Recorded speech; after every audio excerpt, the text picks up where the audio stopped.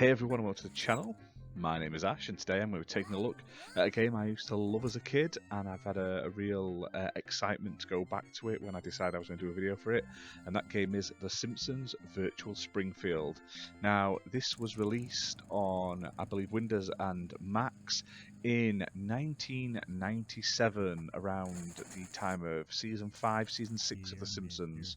Now, it was developed by Digital Evolution, and it's published by Fox Interactive, and it basically allows players to explore the fictional town of Springfield, featured in obviously The Simpsons, and the main goal of the game is to collect an entire set of character cards that are hidden throughout the town. Now, that's basically the plot of the game. There isn't a lot to it story-wise, but as a fan of The Simpsons, when I was a kid, I spent hours and hours on this, just exploring the world, exploring all the environments, making sure I interacted with everything and everyone to sort of get the most out of it. Now, this is a game that does actually feature the actual voices of the characters and the voice actors from the TV show, which is really great. It features a ton of dialogue that is just in this game, and it's been written and for this game alone. And I believe it also features, I think, Phil Hartman's only Simpsons video game where he does the voices in it, obviously with Troy McClure and stuff like that. So it's kind of bittersweet in that way, but it is nice to sort of jump back into a game and see those characters that have obviously long been retired since he was tragically killed.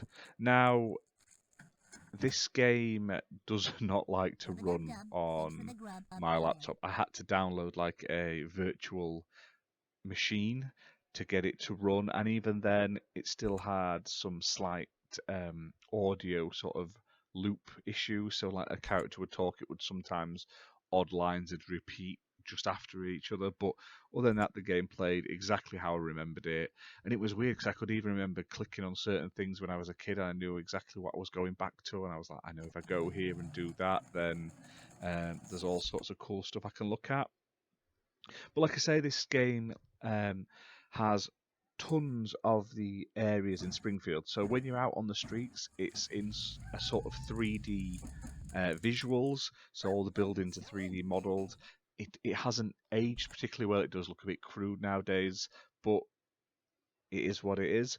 And then like the cars and the characters that will overlay on the screen are all like the 2D sort of styles you know and love. And then when you go into the more iconic areas like the Quickie Mart, Simpsons house, the school, stuff like that, it's in the 2D sort of classic art style. Now, there's loads of different stuff to do. Like I say, you can go into all the different buildings, you can interact with so much stuff, like there's books, items on shelves, characters. You can literally click on most things and it will do some sort of interaction. And the fact that there's so many nods, and it's like a treasure trove and sort of like a virtual history of like the first sort of 5 seasons of The Simpsons. So there's nods back to so many classic episodes and scenes and stuff like that. So if you are a Simpsons fan and you liked it when it was like in the earlier seasons, you'll probably get a kick out of this and get like a right nostalgia trip like I do, and it's just so much fun.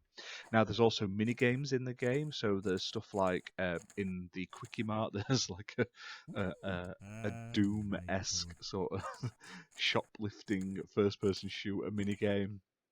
There's a water balloon game out of a window. There's all sorts of different stuff, like I say, to do and to unlock.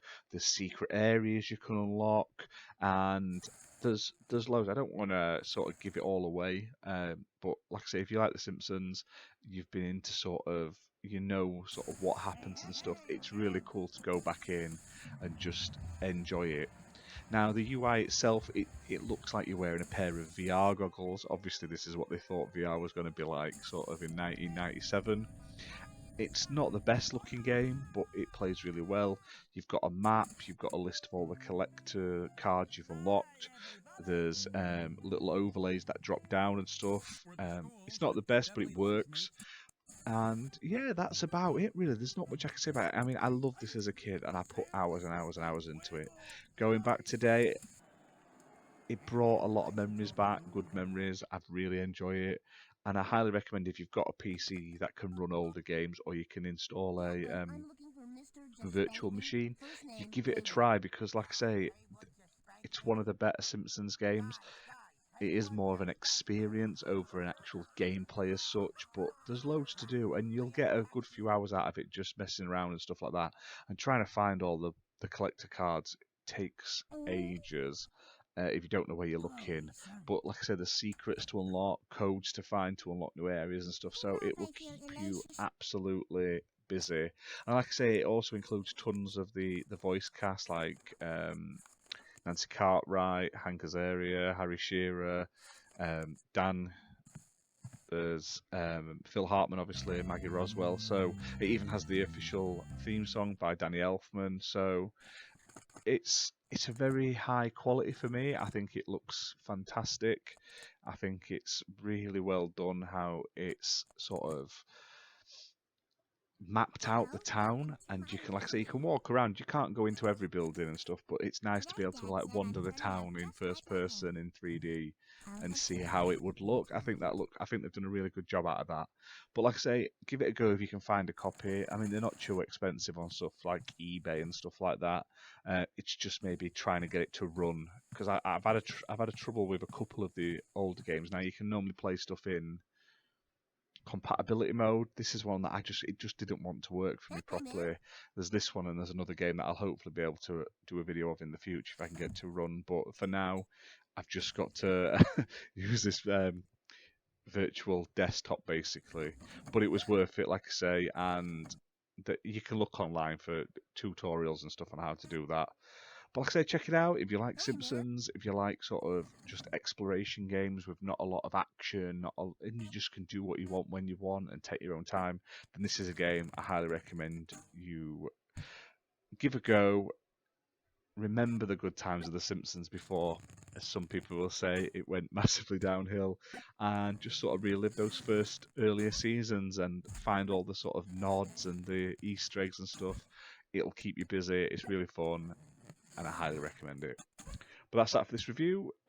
As well, I say review, it's not really a review because I'm sort of looking back at the game. But for me, it's a must play for any Simpsons fan. It's probably up there in the sort of top handful of Simpsons games. I would only say maybe the original, like the arcade version game that was on the Xbox arcade when they ported it over there, and maybe the Hit and Run, obviously, and probably the Simpsons game. It's not the best game in the world, but it's a solid game. The platform one that came out on sort of 360 PS3. Other than that, I haven't really played many Simpsons games that are as good as this one or as enjoyable, and I think you'll get more time out of this game than you would those.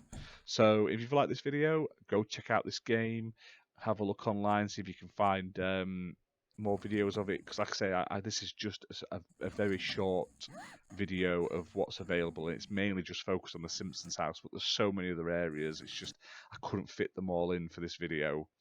And give us a like, give us a subscribe, and we'll see you soon for more retro gaming videos. Bye for now.